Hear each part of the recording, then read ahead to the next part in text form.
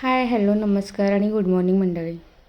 आत्ता आपली सगळी तयारी झाली आणि आपण चाललो आहे बिरोबाच्या बनात आणि आपल्याकडं गाडी नसल्यामुळं आपण जात आहोत चुलत दिराच्या गाडीमध्ये आणि हे आमचे चुलत सासऱ्याचं घर आहे. तर ही गाडी आहे आणि ह्या गाडीला काय म्हणतात मला माहीत नाही, तुम्ही सांगा कमेंटमध्ये. आणि हे माझे मिस्टर आहेत आणि ह्यांची तयारी चालू आहे. बघा पाणी वगैरे गॅस वगैरे घेऊन, पण गॅस घेऊन जात नाहीत, त्यांना माहीतच नव्हतं तिथं चुलीवर बनवतात. आणि हे आहे आमचं कोकरू. तर अशा प्रकारे आम्ही तयारी करून चालू आहे बनात. आमच्यापासून मला वाटतं 14 किंवा 15 किलोमीटर राहील किंवा त्यापेक्षा कमी आहे.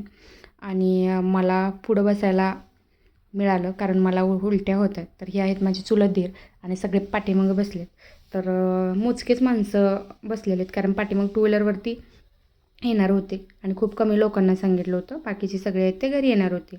मग ही आता आम्ही आलो आहे बनात पोचलो आहे आणि आमचं आता मेन महत्त्वाचं काम म्हणजे जागा शोधणं. कारण बनात खूप ऊन आहे आणि झाडं खूप विरळ आहे आणि खूप कमी आहेत आणि पाण्याची सोय वगैरे आता केली आहे पहिल्यापेक्षा जास्त.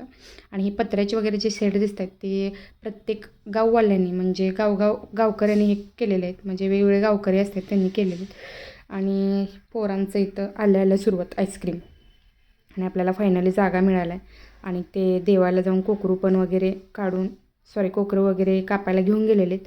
आणि इथं आमचं चालू आहे पहिलं नारळ वगैरे फोडायचं. तर एवढं पाय पळत होतं की बापरे भयंकर. आता इथं पूर्वाच्या उड्या बघा. त्यानंतर गेलो मंदिरात वगैरे दर्शन वगैरे घेतलं आणि तोपर्यंत दुसऱ्यांनी चुलत दिराणी वगैरे बकरं कापून आणलं होतं आणि हे चालू आहे बघा आमचं बनवायची तयारी. त्यानंतर आम्ही बायका गेलो फिरायला, जरा बघावं म्हटलं काय मिळते का.